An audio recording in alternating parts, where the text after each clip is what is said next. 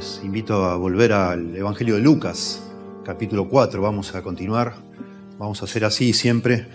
Creo que voy a hacer de ahora desde el 4 varios domingos hasta llegar al capítulo 7 y después mi intención es ir al libro de Amós, predicar todo el libro de Amós y después volver a Lucas y así ir de un poco del Antiguo Testamento, un poco del Nuevo. Hoy vamos a hablar de la autoridad de Jesús. Lucas habla de la autoridad de Jesús en esta porción, Lucas 4, del 31 al 44. Queremos enfocarnos. Miren, paréntesis. Es muy importante, nosotros que queremos explicar la Biblia de manera expositiva, es muy importante que nosotros lo que predicamos elijamos unidades de pensamiento. Cuando uno elige una unidad de pensamiento, se asegura de que todo lo que habla de esa unidad apunta a un asunto solo, que se resalta, tiene algo como una idea central. Si metemos más de una unidad de pensamiento, es muy confuso para el que predica y para el que escucha, porque se hablan de demasiadas cosas. Acá parece que Lucas habla de demasiadas cosas. Es como una especie de popurrí, digamos así, o resumen de lo que hacía Jesús, como una muestra del ministerio de Jesús. Pero hay un énfasis, hay un punto en común acá que unifica todo, que es la autoridad de Jesús. De eso quiere hablar Lucas, de la autoridad de Jesús. ¿Sí? Y de eso vamos a hablar. Dice Lucas 4, del 31 al 44. Descendió Jesús a Capernaum, ciudad de Galilea, y les enseñaba en los días de reposo. Y se admiraban de su doctrina, porque su palabra era con autoridad. Estaba en la sinagoga un hombre que tenía un espíritu de demonio inmundo, el cual exclamó a gran voz diciendo: «Déjanos, ¿qué tienes con nosotros, Jesús Nazareno? ¿Has venido para destruirnos? Yo te conozco quién eres, el Santo de Dios». Y Jesús le reprendió diciendo: «Cállate y sal de él». Entonces el demonio, derribándole en medio de ellos, salió de él y no le hizo ningún daño alguno. Y estaban todos maravillados y hablaban unos a otros diciendo: «¿Qué palabra es esta que con autoridad y poder manda a los espíritus inmundos y salen?» Y su fama se difundía por todos los lugares de los contornos. Entonces Jesús se levantó y salió de la sinagoga y entró en casa de Simón. La suegra de Simón tenía una gran fiebre y le rogaron por ella. E inclinándose hacia ella, reprendió a la fiebre y la fiebre la dejó, y levantándose ella al instante les servía.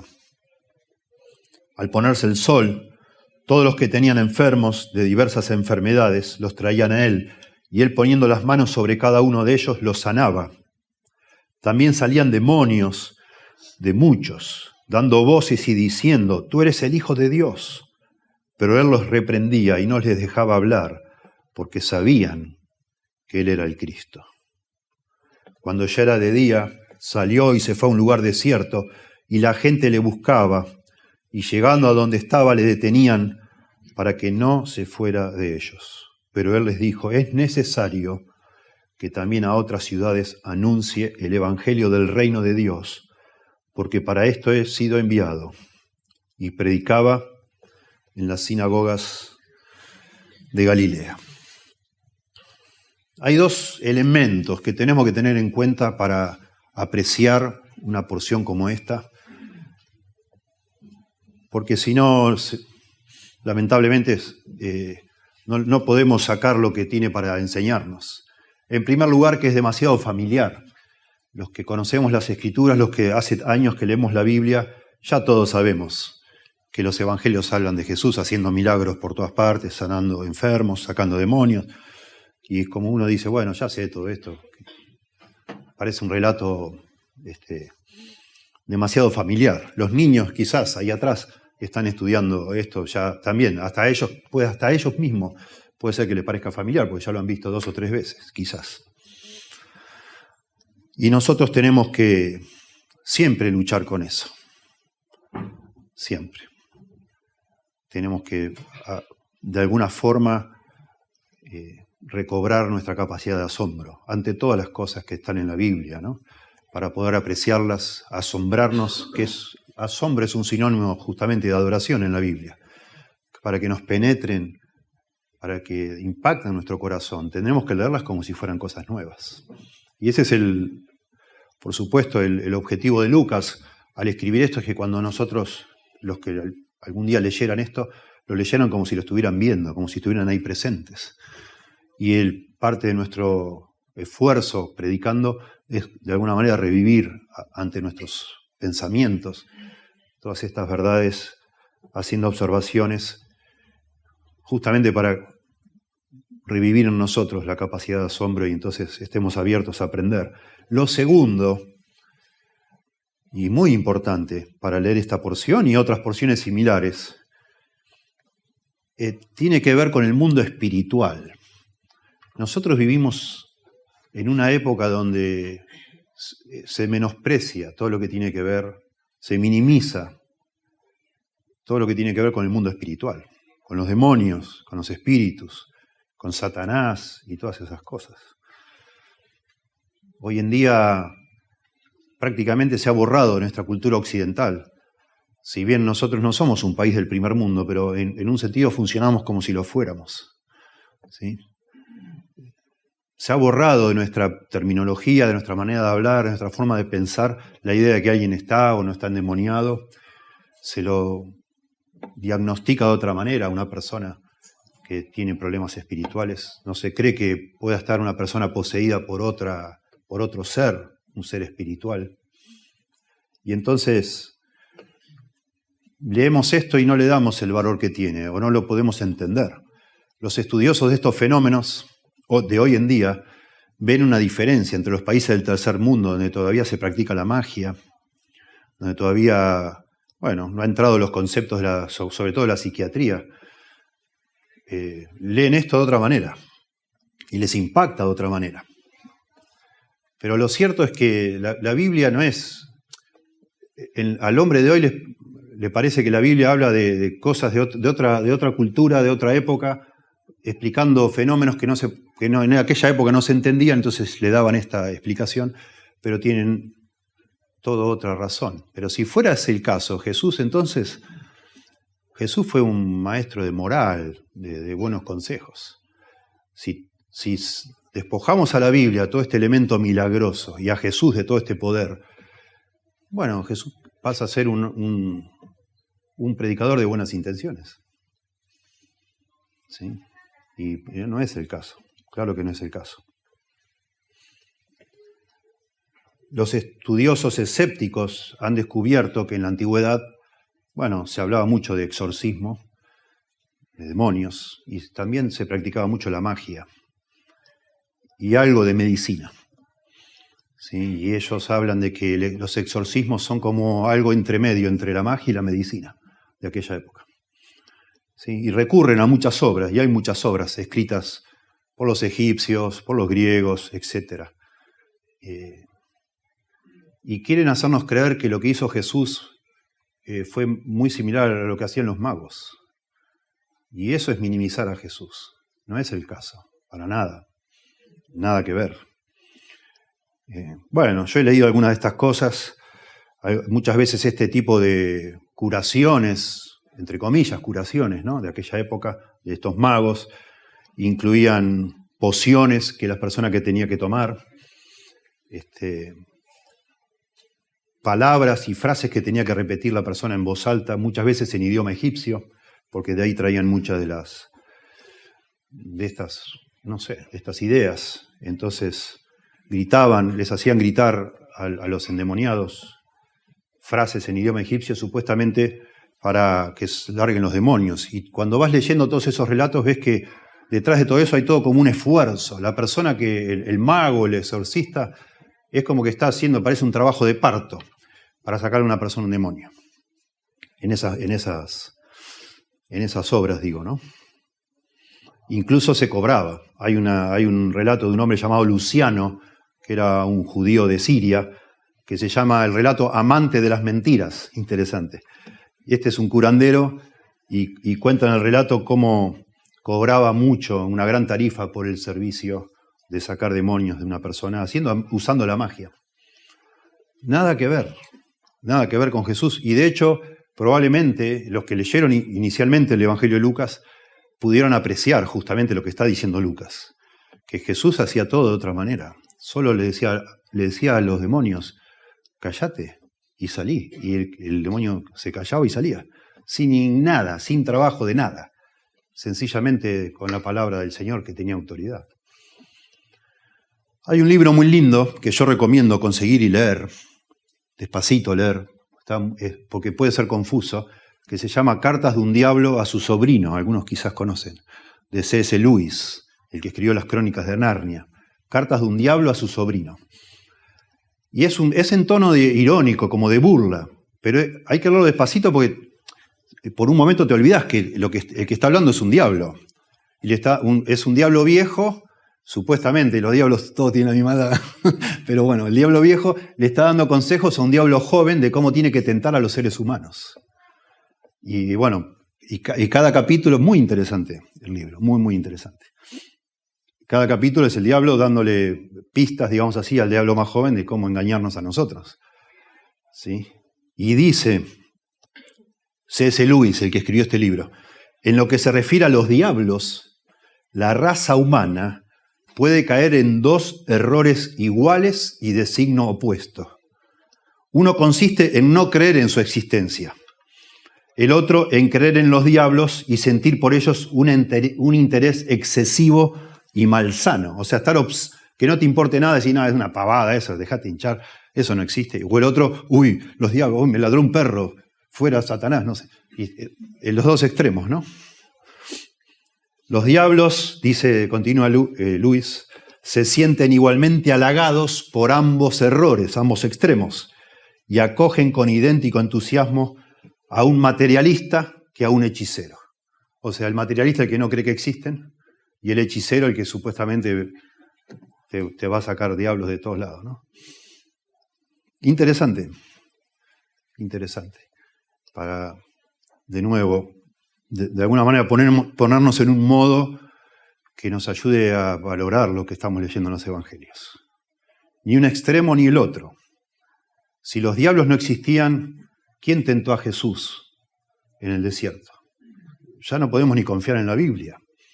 Si todo lo que nos enseña la Biblia que hizo Jesús, sacando demonios de las personas y enfrentando a Satanás, si es todo un invento, entonces, ¿qué hacemos con la Biblia? La tiramos y nos ponemos a leer otra cosa. Tenemos que revalorizar eso de alguna manera, ponerlo en su lugar y entonces apreciar lo que se está hablando acá.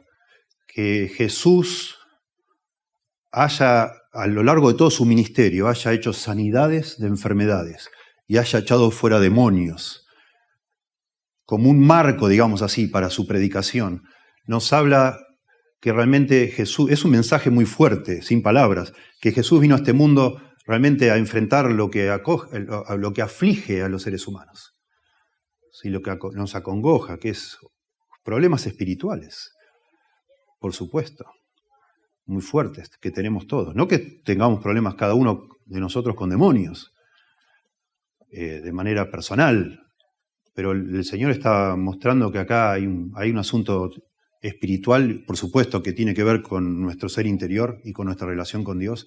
Y esto es todo como una guerra cósmica que se va desarrollando, y los que leemos la Biblia de tapa a tapa, allá aparece Satanás en Génesis 3 y aparece en Apocalipsis ya derrotado, nos damos cuenta que de eso se trata, ¿sí?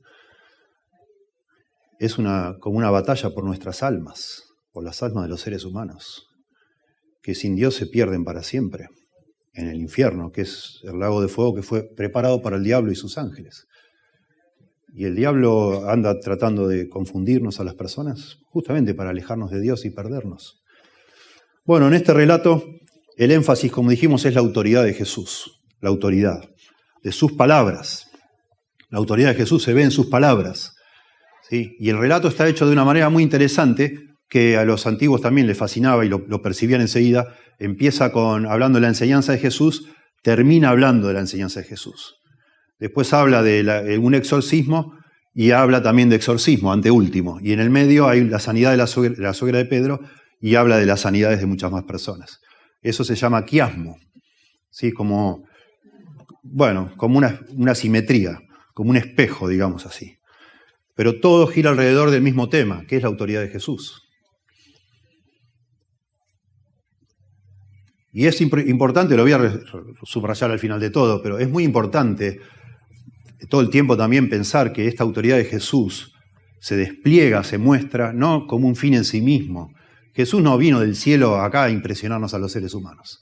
Al contrario, miren la forma en que nació, casi desapercibido pasó. Vivió una vida demasiado modesta. Cuando Él mostró su autoridad fue con el único fin de autenticar que su mensaje venía de parte de Dios, para que las personas prestaran atención, escucharan lo que Él tenía que decir. Lo que importa acá es el mensaje que el Señor tenía que transmitir y el contenido de ese mensaje, obvio. Y Jesús muestra su autoridad para que su mensaje tenga autoridad, no como un fin en sí mismo. Y esto es muy importante entenderlo. Y vamos a volver al final porque lamentablemente hay personas que leen la Biblia y de cada cosa que leen quieren sacar una aplicación. Y uno lee esto y dice, ¿y cuál es la aplicación? Y bueno, tenemos que hacer milagros nosotros. Si Jesús hizo milagros, yo tengo que hacer milagros. Si Jesús sacó fuera demonios, yo tengo que sacar fuera demonios. Nada que ver. Nada que ver. Porque Jesús quería demostrar que Él era Dios. Yo no tengo que demostrar que soy Dios porque no soy Dios. Ninguno de nosotros es Dios. La aplicación va por otro lado. Es que Jesús hablaba con autoridad, predicaba con autoridad, demostraba que su mensaje era de Dios. Y nosotros tenemos que hablar y predicar con autoridad, sacando el mensaje de Dios de la Biblia y se acabó. ¿Qué es eso de andar haciendo milagros? No nos manda Dios en ninguna parte. Y por todos lados haciendo milagros. No es. Y como no es, porque no, al final lo que hay es toda una falsificación de lo que son los verdaderos milagros, los que fueron los verdaderos milagros. Y no hay mensaje.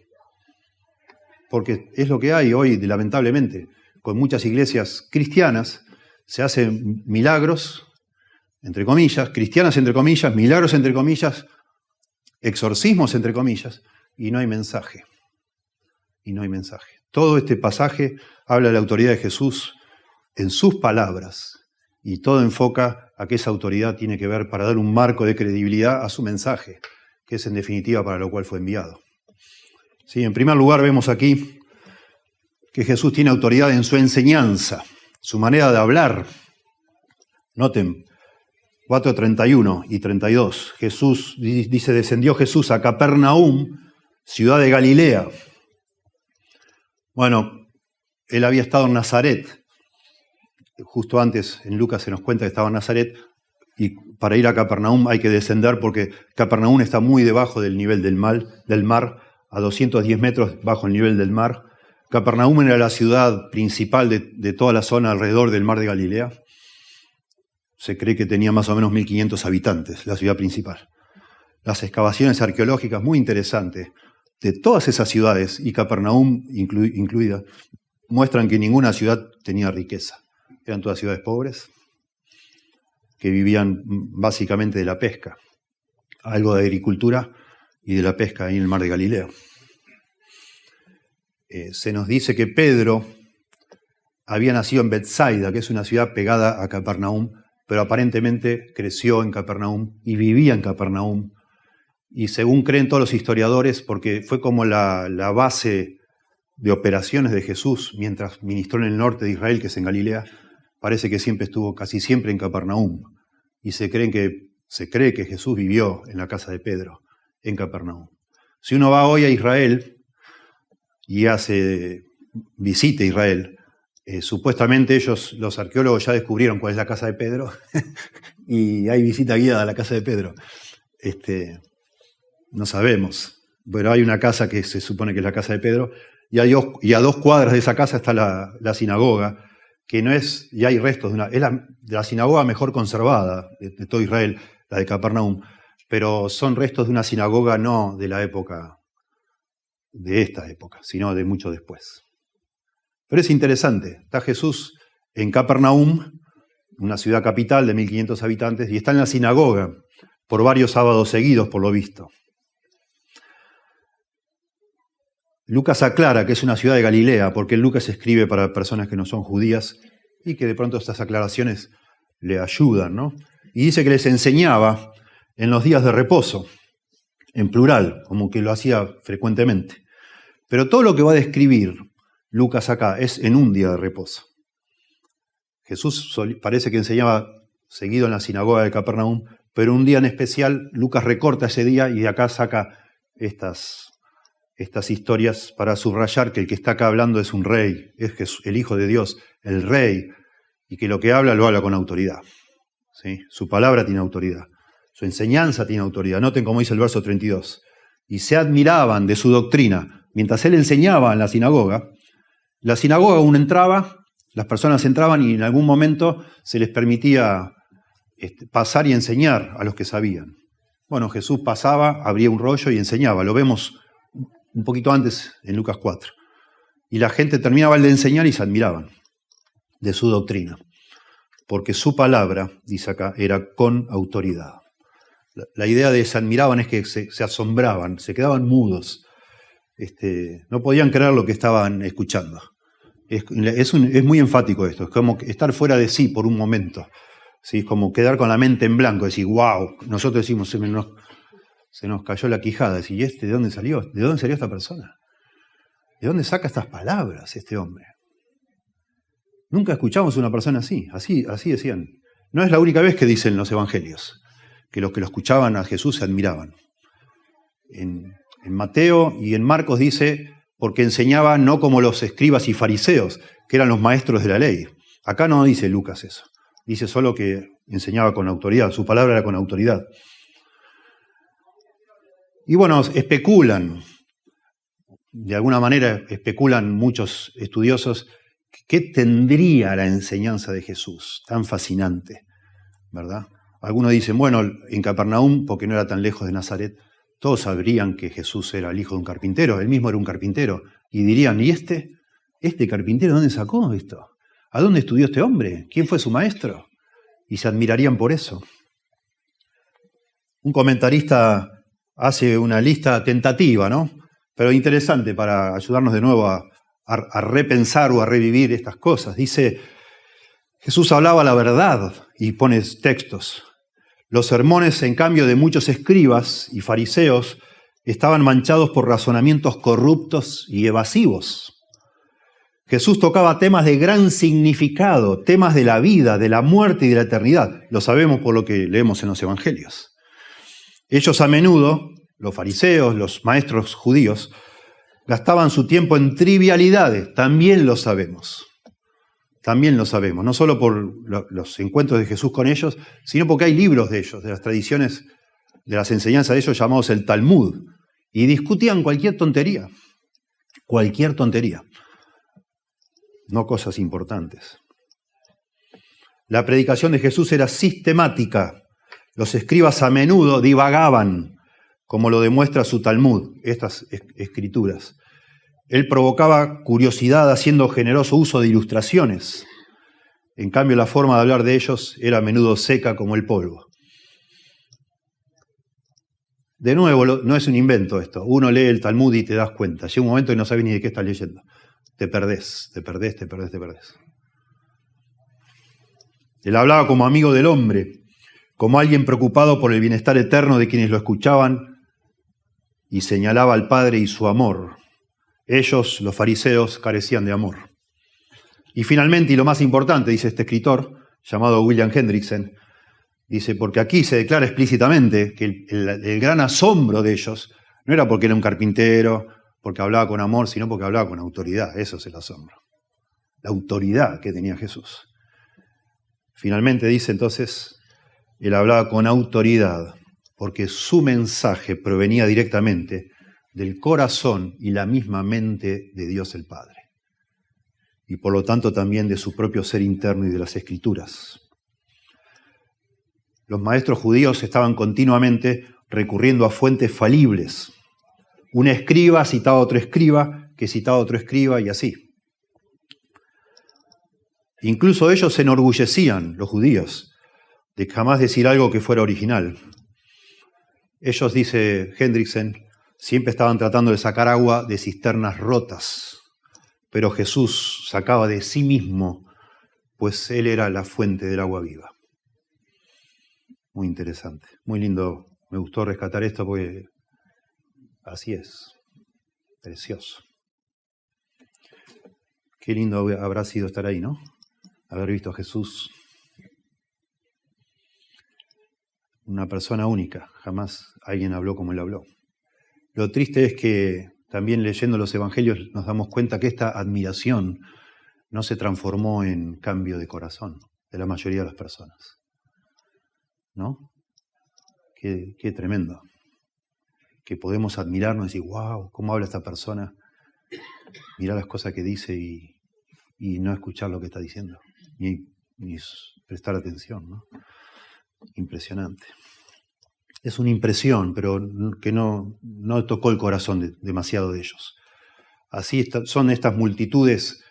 A lo largo de los 4 evangelios vemos las multitudes todo el tiempo mostrando que eran así, que eran fácilmente impresionables, pero en realidad estaban atrás de Jesús por los milagros, por las sanidades, porque multiplicó los panes, por todo ese tipo de cosas. Era alguien muy pintoresco de ver, Jesús. Era como un rock star de hoy, no sé. Una cosa así, alguien muy llamativo. Pero nada más que eso. Pero Jesús hablaba como de parte de Dios. Él hablaba del Antiguo Testamento como si el Antiguo Testamento fuera su autobiografía. Lo citaba de una manera que decía, Dios, ¿cómo sabe este? Qué atrevido, ¿cómo puede hablar así de Dios? Decían ellos. Diferente, con mucha autoridad. Bueno, Jesús tiene autoridad en su enseñanza. Él sabe de lo que habla. ¿Sí? Él estaba junto con el Padre en la creación, nos habla Proverbios, ¿sí? Jesús creó el mundo junto con el Padre, Juan capítulo 1. ¿No? En el principio era el Verbo y el Verbo era con Dios, y el Verbo era Dios. Él sabe todas las cosas. ¿Cómo no va a hablar con autoridad? Claro que sí, Él sabe de lo que habla. En segundo lugar, versos 33 al 37, Jesús tiene autoridad sobre los demonios. Dice, estaba en la sinagoga un hombre que tenía un espíritu de demonio inmundo, el cual exclamó a gran voz. También tratemos de imaginar el cuadro, un hombre acá a los gritos. Imagínense acá que alguien se pare y empieza a gritar fuerte.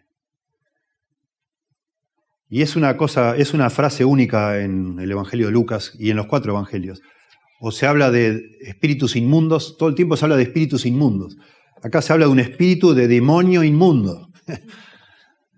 Y uno se pone a pensar también, ¿a qué se refiere esto? Bueno, de ninguna manera implica, si no lo explicaría, que el hombre era un hombre sucio, que no se bañaba, que este demonio no le dejaba bañarse, digamos. Entonces era un espíritu de demonio inmundo. No, nada que ver. Se refiere a algo moral. Los demonios son espíritus inmundos porque son espíritus del mal, no del bien, no de la pureza, de la luz, sino de la oscuridad. A eso se refiere. ¿Sí? No se disfrazan como ángel de luz, dice la Biblia, pero sus intenciones son siempre malvadas. Es oponerse a las cosas de Dios. Y este hombre tenía un espíritu de demonio inmundo, ¿sí? Y de nuevo habla muchísimo los evangelios de los demonios. No hay manera de evitar ver eso en las Escrituras. Es lo que es. Y existen. Y hasta el día de hoy existen. Claro que sí. Un poquito más adelante quiero explicar por qué yo pienso que no nos pasamos viendo gente endemoniada por todos lados, como pasó en los evangelios, ¿no? Cuando Jesús vino a este mundo, hay una actividad demoníaca única en toda la revelación de la Biblia. Y es porque en realidad, entre otras cosas, Jesús vino a deshacer las obras del diablo. Es como que al descender Dios mismo a este mundo se convirtió en un ring de boxeo, digamos así, entre Dios y Satanás. Antes los demonios, para ser más eficientes, y eso lo explica ahí en este libro de ficción de Carta de un diablo a su sobrino, cuanto más desapercibido pasan, mejor es su trabajo. No es cuestión de andarse haciendo ver los demonios. Ellos quieren que nadie se dé cuenta que están ahí.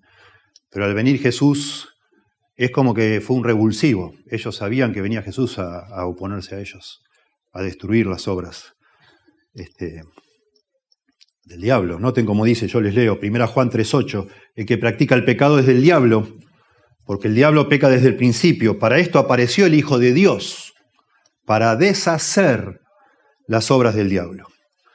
Es como que cuando el Señor empieza su ministerio público, es como que el diablo y su demonio empiezan como a retorcerse y empiezan a aparecer más de la cuenta, digamos. Pero no es que no existen ya, siguen existiendo, claro que sí. Y tratan de hacer su trabajo sin que nadie lo note. Fíjense qué curioso que este endemoniado está en la sinagoga, que era el lugar donde se aprendía la Biblia, la palabra de Dios, en aquel lugar. Era el lugar para aprender las cosas de Dios, para adorar a Dios, la sinagoga. Ahí está el demonio, ahí está el endemoniado. ¿No es curioso? Demasiado. Es que ahí es donde deben de estar. Según Hollywood, las películas, los demonios están en los cementerios, ¿no? En lugares oscuros, en casas abandonadas. Todo ridículo, cosa de niños eso. Probablemente haya más demonios en una iglesia que en cualquier otro lugar. Porque es ahí donde, de nuevo, es donde se procura confundir, diluir, trastornar la verdad. Por eso Pedro dice que velemos, velad y estar despiertos, porque el león anda como un león rugiente buscando a quien devorar, dice. Sed sobrios y velad, ¿no? Allá ustedes saben. Y le dice a los creyentes eso. Tremendo, ¿no? Pensar que uno va al cementerio, ahí están. Mientras nosotros pensamos que Satanás está ocupándose de los muertos, en realidad está con los vivos, porque ese es el punto, los muertos ya están muertos. Y este hombre estaba ahí en la sinagoga, este hombre con este espíritu dentro de él, y empieza a gritar a gran voz. Qué escenario, qué momento, ¿no? Imagínense. Todos quedan duros ahí. Los líderes religiosos, los fariseos, bueno, sabían porque existían y conocían.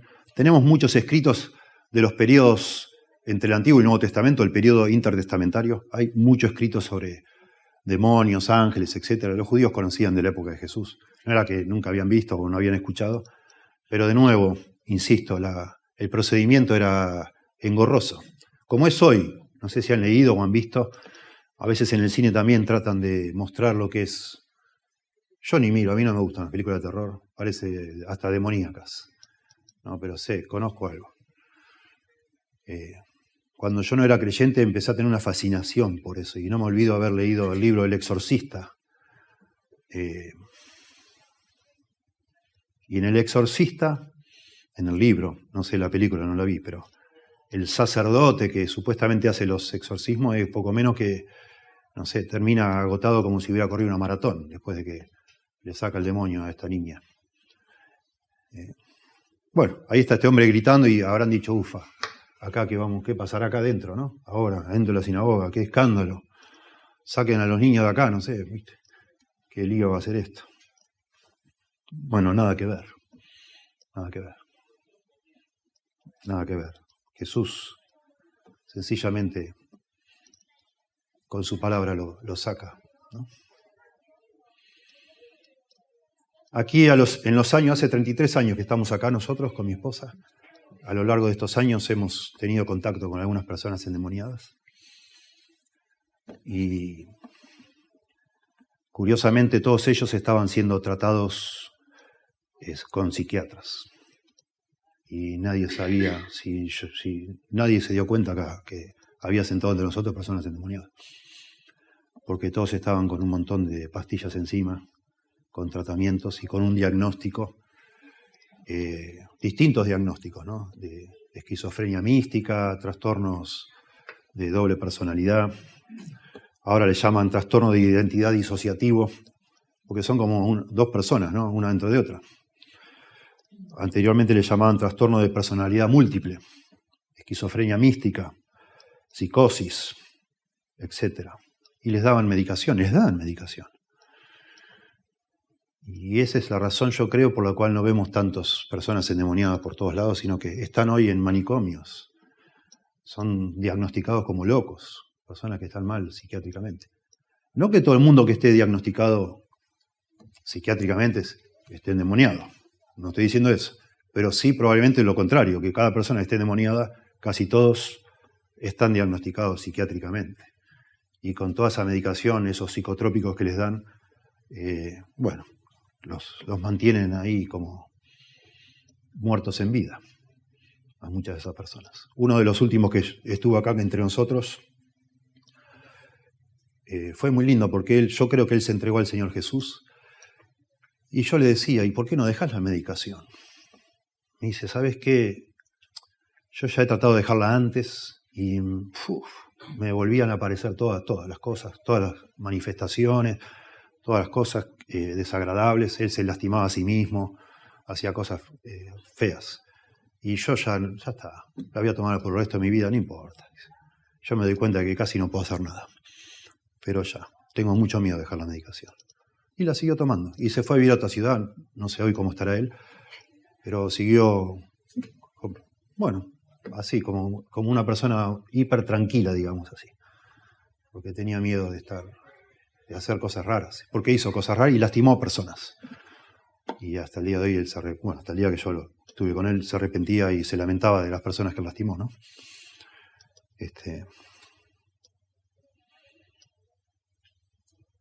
Verso 34, estamos ahí. Este hombre grita, este endemoniado, ¿sí? Grita, déjanos, ¿qué tienes con nosotros, Jesús Nazareno? ¿Has venido para destruirnos? Yo te conozco quién eres, el Santo de Dios. Bueno, cada vez que de nuevo Jesús interactúa con el endemoniado grita. Así lo vemos en el Nuevo Testamento. Se enloquece. Déjanos, ¿qué tienes con nosotros? Y acá enseguida nos llama la atención porque dice, déjanos. No era que su nombre y está endemoniado con un espíritu inmundo. Bueno, de nuevo la discusión acá. Puede ser que este demonio habla en nombre de todos los demonios, porque acá ya está la batalla, digamos, se haya establecido la batalla entre Jesús y todos los poderes del mal, y entonces él de alguna manera toma la voz de todos los demonios. Puede ser que se refiera a que había más de un demonio en el corazón de esa persona o en el interior de esa persona, porque a veces se nos muestra que personas están endemoniadas por varios demonios. Yo no sé si se acuerdan cuando en otro exorcismo Jesús le dice, ¿cómo es tu nombre? Y él dice, Legión. Me llamo Legión porque somos un montón acá adentro. No sé cuánto era, ni recuerdo ahora si una legión de soldados romanos eran 6.000 soldados, pero implicando que acá hay 6.000, acá estamos 6.000 acá adentro. Y se acuerdan que Jesús dijo que cuando alguien saca un demonio, hablando de los exorcistas, si Jesús no entra en el corazón de esa persona, ese demonio va y trae a 7 más, y vienen 7 más adentro de esa persona. Y bueno, lamentablemente, si alguno de ustedes ha tenido alguna vez interacción con alguien así, a veces es lo que es, son varias personas en una, no una sola, son varios. Y dice, ¿qué tienes con nosotros? ¿Por qué interfieres? Es la idea. ¿Por qué nos molestas? ¿Sí? Es como una queja. No tenemos nada que ver el uno con el otro. ¿Qué estás haciendo acá? No me molestes más, déjanos. Salí de acá. Es lo que está diciendo. Pero noten que el demonio ante Jesús, no es que está diciendo, bueno, vamos a pelear. No, está asustado el hombre. El demonio está asustado, el espíritu inmundo. Salí, ¿qué haces acá? No nos molestes. ¿Has venido para destruirnos? Sí, claro. Yo te conozco, eres el Santo de Dios. ¿Qué tienes con nosotros, Jesús Nazareno? Jesús de Nazaret es la idea, de la ciudad de Nazaret. ¿Sí? Así le decían a Jesús. Yo te conozco, dice después, ¿quién eres? El Santo de Dios. Lo que por supuesto, equipara a Dios mismo, ¿no? Los demonios saben que Jesús es Dios. Su teología es mucho más clara que la de muchos teólogos modernistas. Muchos teólogos que dicen conocer a la Biblia y todo y no conocen nada. Los demonios conocen mejor y son más claros y precisos. Tremendo. Hay un conflicto angelical, hay un conflicto, lo hay. ¿sí? En el Salmo 110, Antiguo Testamento, que después se cita, es el salmo más citado en el Nuevo Testamento, Dios le dice a Jesús, Jehová dijo a mi Señor, siéntate a mi diestra hasta que ponga a tus enemigos por estrado de tus pies. Solo cito eso, pero es evidente eso, es muy evidente. Y nosotros, como creyentes sabios, tenemos que meter dentro de nuestra evaluación de las cosas que nos suceden, tenemos que meter a los demonios, sí o sí, sin llegar a obsesionarnos con eso. Pero es un factor. ¿Cómo no lo va a hacer? Así como Jesús fue tentado, usted y yo somos tentados. A veces de formas que ni nos damos cuenta, pero hay demonios detrás de eso. Claro que sí. Tratando de alejarnos de Dios.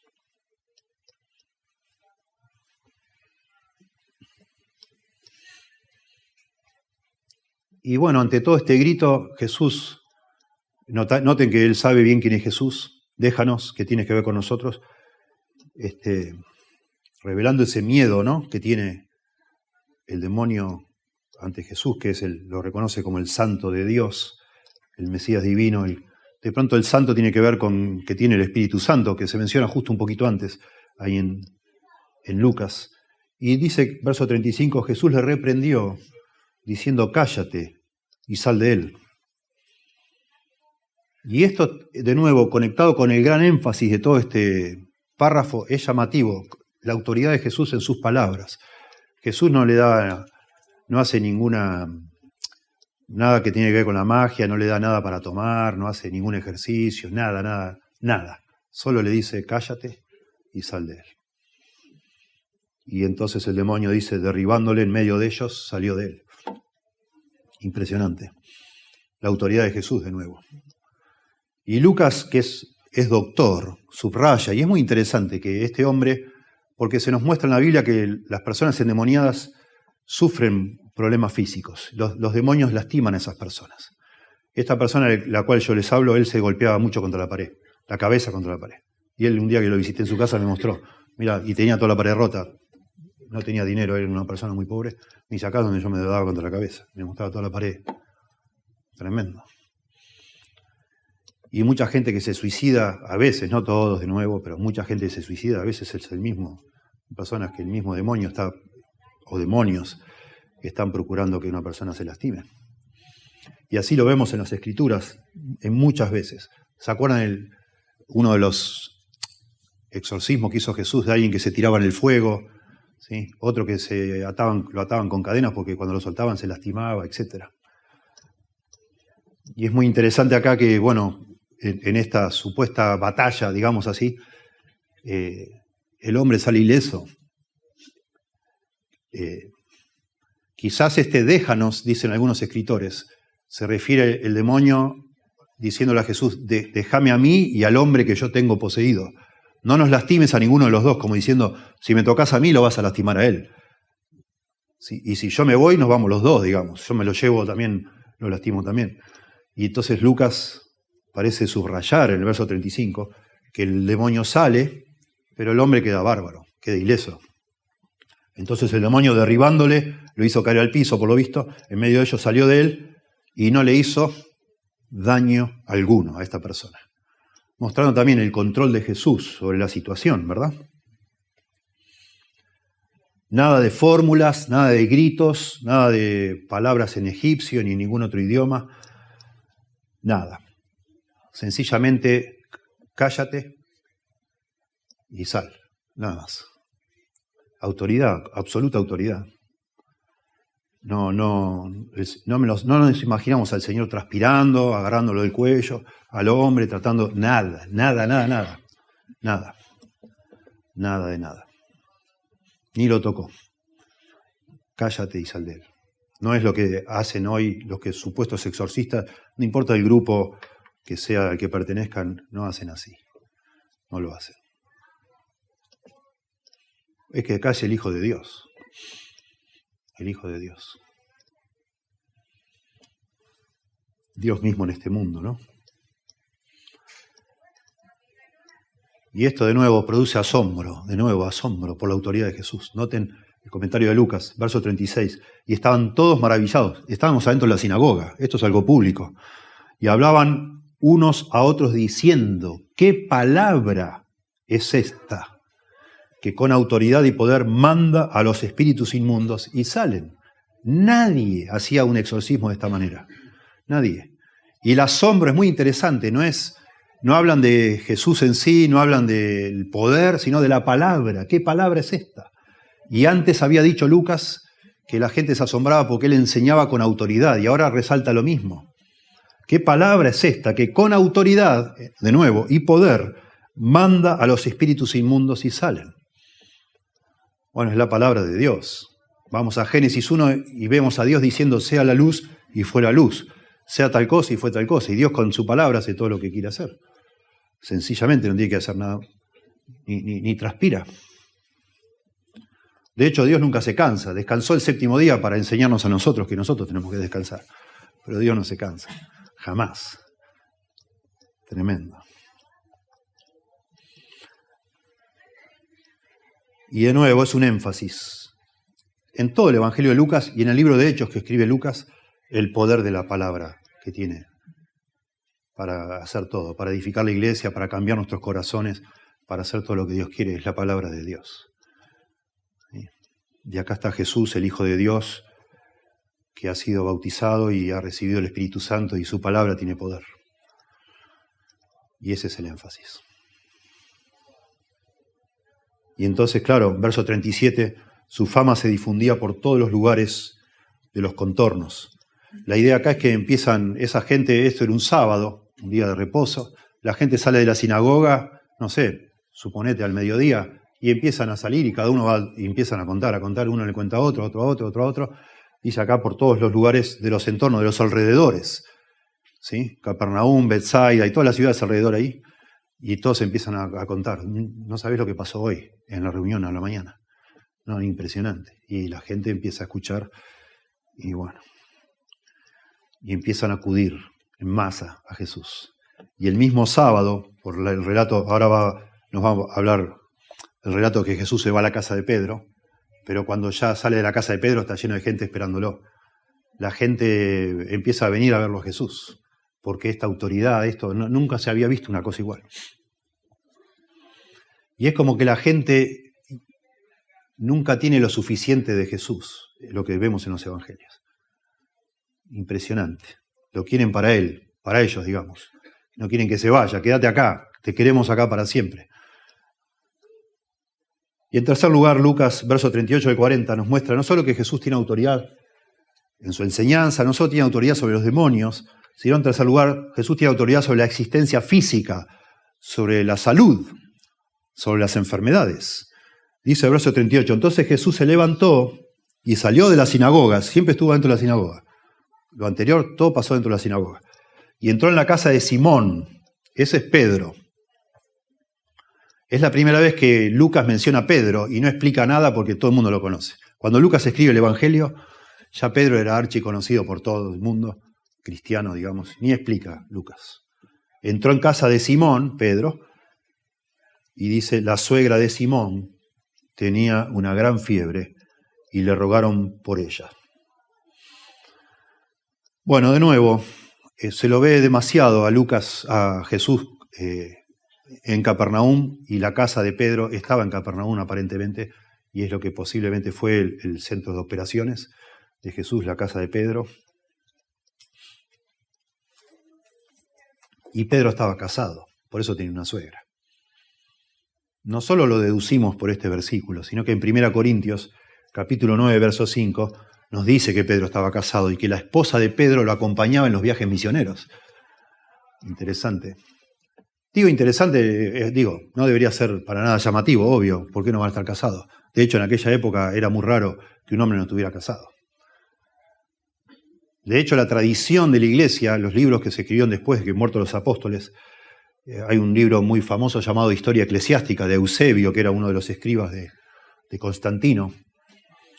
En la Historia Eclesiástica se nos dice que la esposa de Pedro estaba muy involucrada en el ministerio con mujeres, en la iglesia primitiva, y que Pedro tenía hijos también. Bueno, la suegra, o sea, la mamá de su esposa, Tenía fiebre, dice acá. Pero no cualquier fiebre, dice acá. Tenía una gran fiebre. Ya la palabra tenía, nosotros la leemos y no nos parece nada del otro mundo, pero la palabra tenía acá habla de una enfermedad seria. ¿Sí? Otras versiones lo traducen de una manera mucho más intensa en vez de tenía. Se hallaba sufriendo, dice una versión en español. Estaba enferma con una fiebre muy alta, eso de tenía. Y bueno, sí, la fiebre era muy alta. No es que estaba resfriada, la suegra de Pedro, no es que tenía una gripecita. No sabemos, no dice acá Lucas qué enfermedad tenía. A lo mejor tenía disentería, no sé, algo. En aquella época, con la medicina de aquella época, era algo grave. Tan grave que las personas que la querían le rogaron a Jesús por ella, implicando que le pidieron, por favor, Jesús, ya que tenés tanto poder, no podés hacer algo por esta mujer, se está muriendo. Dice acá, tenía una gran fiebre y le rogaron por ella.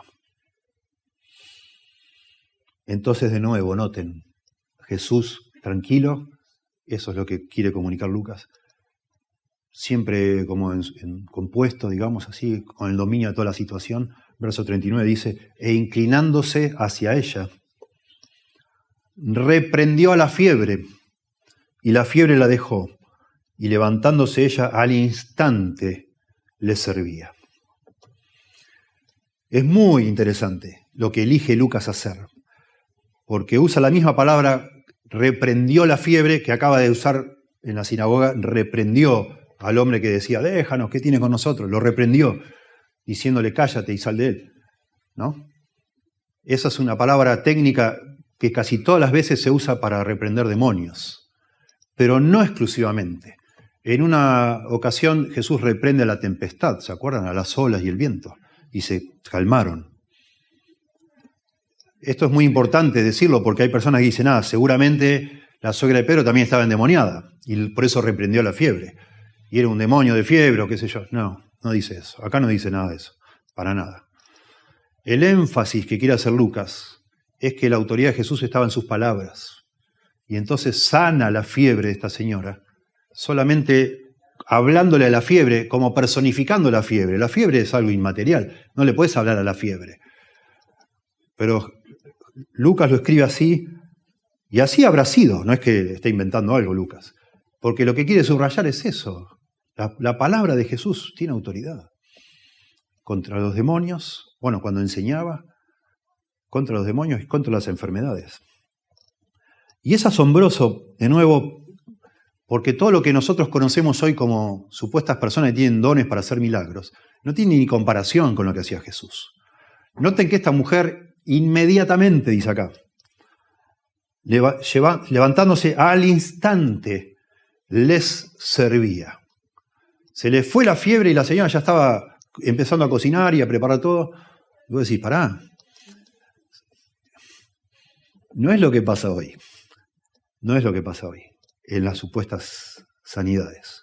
La persona que está con una fiebre alta ahí, ponele que la sane alguien que tiene poderes, bueno, dice, bueno, gracias, sanador, bueno, me voy a ir a descansar porque estoy agotada. Porque hace tantos días estaba con fiebre, no puedo más. Quedé exhausta. Bueno, esta señora estaba así, se puso a cocinar. Instantáneamente. Así hacía Jesús las cosas. Maravilloso. No solo fue una sanidad súbita, sino fue completa, cosa que no es lo que sucede en estos supuestos milagros de sanación que hoy vemos o que personas dicen que hacen en el nombre de Dios. Y entonces enseguida engancha a Lucas, porque esto es una historia particular, semipública. El endemoniado fue público en la sinagoga. Esto sucede dentro de la casa de Pedro. Estaría Jesús con los discípulos, que es lo que le piden que le haga algo. Pero enseguida, cuando se ve que Jesús sale de la casa, a la tardecita ya, que ya no era el día de reposo, y ya está lleno de gente. Y entonces dice, al ponerse el sol, a la tardecita, ya se terminó el día de reposo, todos los que tenían enfermos de diversas enfermedades, los traían a él. Y él, poniendo las manos sobre cada uno de ellos, los sanaba. Este pasaje es muy valioso por muchas cosas. Primero dice diversas enfermedades, no solo fiebre o solo endemoniados, de todo tipo de cosas. Diversas. De nuevo. Segundo, a cada uno lo sanaba. No a algunos, a cada uno. ¿Sí? Y bueno, es muy bonito que dice poniendo las manos sobre ellos. Cosa que también nos parece normal porque vemos en todos lados que cuando alguien va a sanar a otro le pone la mano, supuestamente. Bueno, los judíos no hacían eso, no era común. Y probablemente Lucas, al poner esto, lo que quiere subrayar era la ternura de Jesús, la compasión de Jesús, el toque físico de Jesús con una persona que está sufriendo. Pero hay algo notable en este versículo, o en los dos, 40 y 41, porque dice también el verso 41, también salían demonios de muchos, etc. Ahora vamos a ir ahí. Pero distinguiendo Lucas, no es que Lucas no sabía o los antiguos no sabían y decían, bueno, cualquier persona está enferma porque tiene demonios. No, dice Lucas, traían enfermos de todo tipo de enfermedades y él los curaba y también, aparte, sacaba demonios de muchos.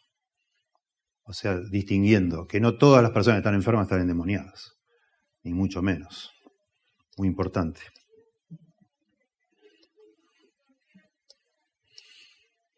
Y entonces ahora Lucas lo que hace es salir de estas historias particulares y es como que hace una generalidad de cómo vienen de todos lados para ser sanados y para ser exorcizados, digamos. Pero el punto acá, noten ustedes cómo lo va llevando Lucas para mostrar que lo que a Jesús más le importaba era predicar el evangelio del reino.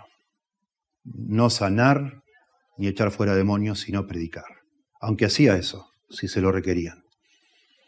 Dice verso 41, también salían demonios de muchos, dando voces, otra vez, gritando, siempre ese patrón, y diciendo, tú eres el Hijo de Dios. El anterior demonio había dicho, tú eres el Santo, ¿no?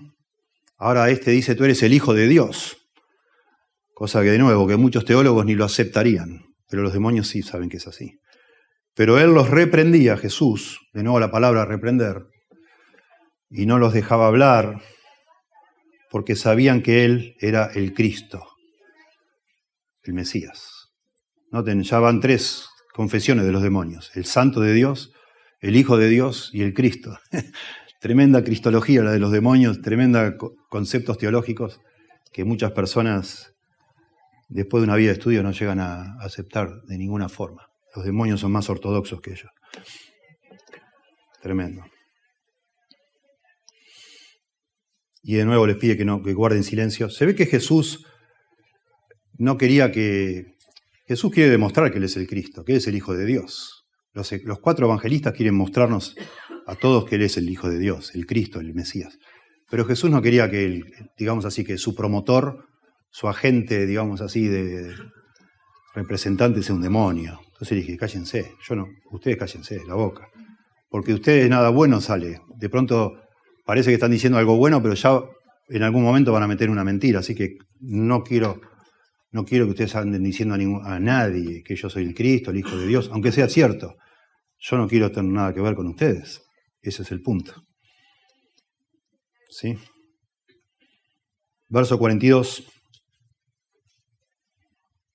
Cuando ya era de día, antes era la noche, cuando se puso el sol, andá a saber hasta qué hora estuvo Jesús curando a todos de distintas enfermedades, echando fuera demonios. Bueno, cuando ya era de día, ya ese es el día siguiente, salió y se fue a un lugar desierto. Lucas nos dice, no quiere hablar de eso. Marcos dice que se fue a orar. Se fue a un lugar desierto para orar. Necesitaba tranquilidad, estar bien con Dios, etcétera, tener comunión con su Padre. Y la gente le buscaba. Y llegando a donde estaba, le detenían para que no se fuese de ellos. Quédate con nosotros, no te vayas. Un contraste tremendo, porque justo antes de este relato que empezamos, en el verso 31 de Lucas 4, lo habían querido matar en la sinagoga de Nazaret. Lo habían querido tirar por un peñasco, ¿se acuerdan? Porque él predicó y lo que dijo no les gustó, que era donde él nació justamente. Y acá es al revés, la gente dice, no, quédate, no te vayas. En Nazaret lo echaron, lo querían matar, lo echaron. Acá lo querían retener, a toda costa. No, porque se habían convertido, ni mucho menos, no tenemos que pensar eso, solo interesados en sus obras poderosas. Pero él les dijo, verso 43, es necesario que también a otras ciudades anuncie el evangelio del reino de Dios, porque para esto he sido enviado. Y esto para mí es clave para entender todo este pasaje y para aplicar correctamente este pasaje a nuestra vida, a lo que significa. Jesús todo el tiempo tuvo claridad, por supuesto, siendo Dios, de cuál era su misión. Su misión era predicar el evangelio del reino. Predicar su palabra, predicar. Esta gente dice, quédate con nosotros, quédate. Y dice, no. Es necesario, esa es una palabra clave en el Evangelio de Lucas y en Hechos. Es necesario, porque ya hemos dicho que el Evangelio de Lucas y Hechos nos habla que hay, el tema principal de todo esto es que hay un plan soberano de Dios para alcanzar con el Evangelio a todo tipo de personas, a toda la humanidad. Y ese plan se indica diciendo, es necesario, hay un plan acá. Yo fui enviado, he sido enviado, dice, noten, al final. Eso es un pasivo de divinidad. Me envió el Padre. Yo no estoy haciendo acá lo que se me antoja. Yo no vine acá para alimentar mi ego, para que todo el mundo me quiera y me siga. Yo vine acá para predicar. Esa es mi misión, predicar. Y me tengo que ir a otro lado a predicar. Ustedes ya me escucharon. No, pero ¿sabes qué, Jesús? Todavía hay gente enferma que no te la pudimos traer. Bueno, mi función es predicar. Yo vine acá a predicar y tengo que ir a predicar a otros lados. El Evangelio del Reino. Para esto fui enviado. Impresionante. Digo yo porque, de nuevo, como dije al principio, en muchas iglesias hoy se hacen las 1001 cosas para tratar de que la gente entre a la iglesia. Y una de las cosas que se hacen es, venga que van a recibir su milagrito, ¿no? Le vamos a sanar, le vamos a dar, no sé, lo que sea que le vamos a ofrecer. Pero después que lo tenés adentro no le predicás nada. Lo traen, parece que es un fin en sí mismo, todo ese tipo de cosas. Y ya no hay mensaje. Y eso es una cosa que te parte el corazón. Es como decía un autor, es como, usando una analogía, ¿no? Es como el caballo de Troya. Ustedes saben la historia de Troya, de la guerra de Troya, y meten un caballo, pero adentro estaba lleno de soldados. Cuando está adentro, hacen que la gente venga a las campañas y todo de sanidad, de prosperidad, de que le vamos a el daño que te hicieron, no sé qué, que te vamos a desatar, todo lo que sea.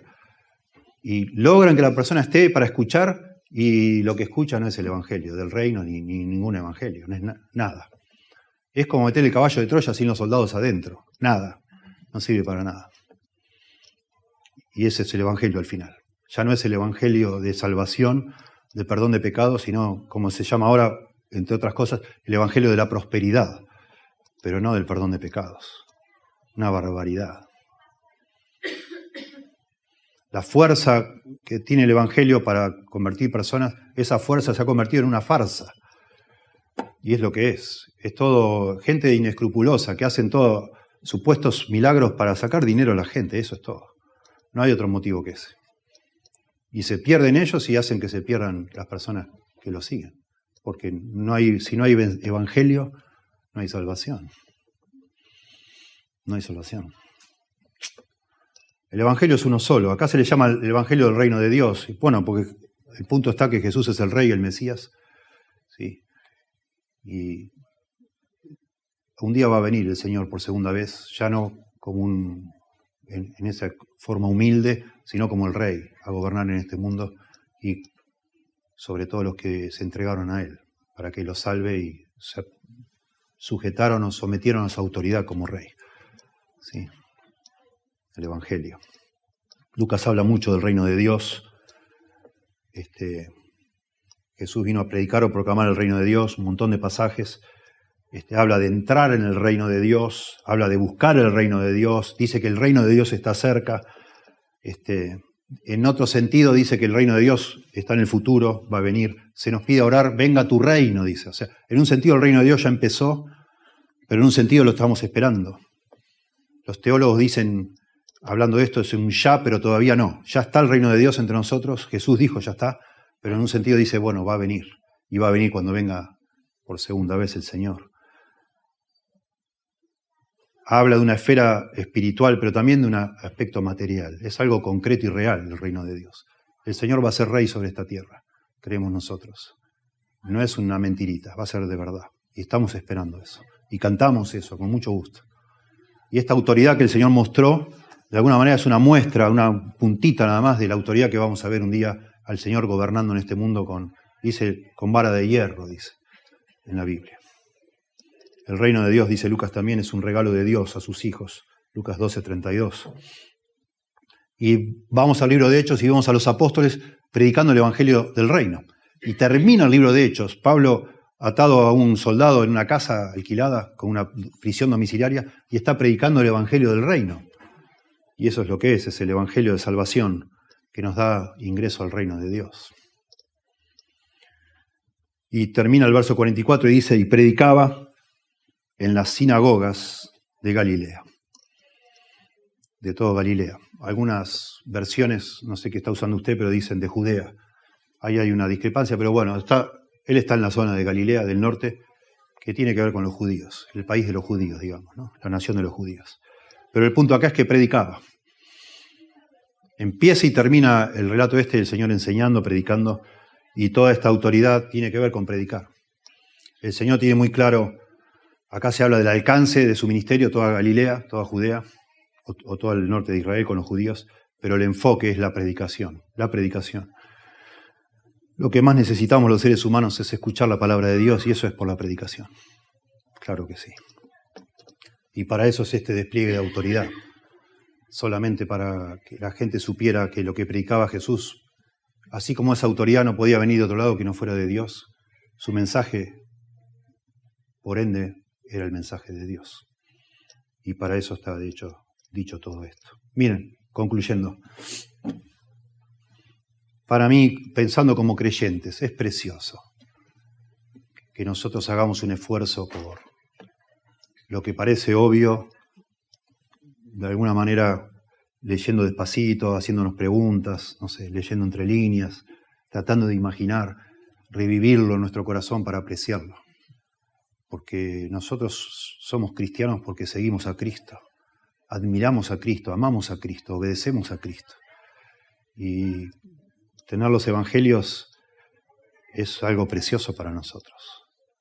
Tenemos que enamorarnos cada vez más de Cristo y ver a Cristo de esta manera aquí y después en otros lugares, ¿no? Ejerciendo esa autoridad y mezclado con esa compasión, tocando a las personas, siendo como es. Es algo que nosotros no debemos perder, digamos así, perder mentalmente, ¿no? Emocionalmente en la persona de Cristo y es precioso, ¿sí? Maravilloso. Lo necesitamos, claro que sí, somos cristianos. Ver a Jesús liberando a las personas de enfermedades y de demonios también de alguna manera nos tiene que ayudar a pensar en nuestro verdadero problema, que es un problema espiritual. No es un problema físico, sino espiritual. Y a eso apunta el Evangelio, al perdón de pecados. ¿Sí? Y aquí finalmente hay algo para mí notable en el pasaje para las personas que todavía no creen en Dios, o no sé si no creen en Dios, porque todavía no se han entregado, digamos así, a seguir a Jesús como Jesús quiere. Acá hay algo muy curioso, demasiado curioso. Los demonios saben perfectamente quién es Jesús. Los demonios temen a Jesús. Los demonios saben que sus días están contados y los demonios obedecen a Jesús. ¿Y por qué eso? Y bueno, porque Jesús habla con una autoridad imponente, irresistible.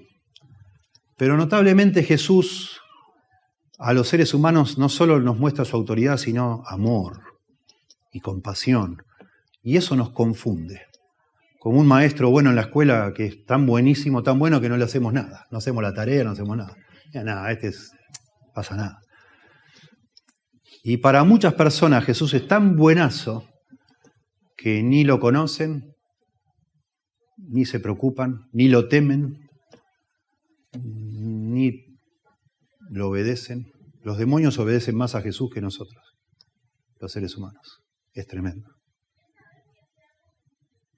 Y los demonios, cuando interactúan con Jesús, saben que su fin ahí está. Saben que hay consecuencias de lo que ellos hacen y son, y temen por eso. Y los seres humanos no son conscientes del peligro en el que están. No somos conscientes los seres humanos. Parece que vamos a vivir para siempre y ves, a cada rato ves personas que muere una persona pagana, incrédula, y están todos ahí en el cementerio todos aplaudiendo. Y vos decís, ¿qué están aplaudiendo? Se perdió para siempre esa persona, porque nunca se encontró con Jesús.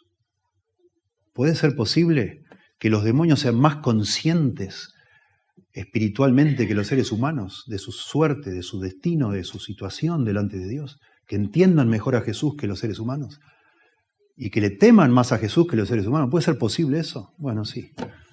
Y eso es tremendo de pensar. Que no sea tu caso, ¿no?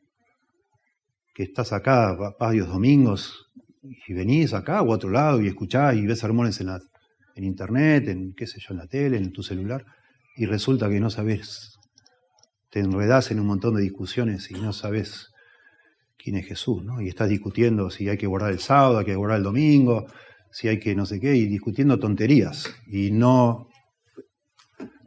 yendo al grano del asunto, que Jesús vino a predicar un evangelio que tiene que ver con nuestros pecados y a morir por nuestros pecados. Para eso está la autoridad, no es un fin en sí mismo. Esta autoridad se despliega para llegar al punto de nuestro corazón y que nos rindamos a Él. Y lo escuchemos, le temamos y lo obedezcamos. Te damos gracias, Señor, por tu palabra.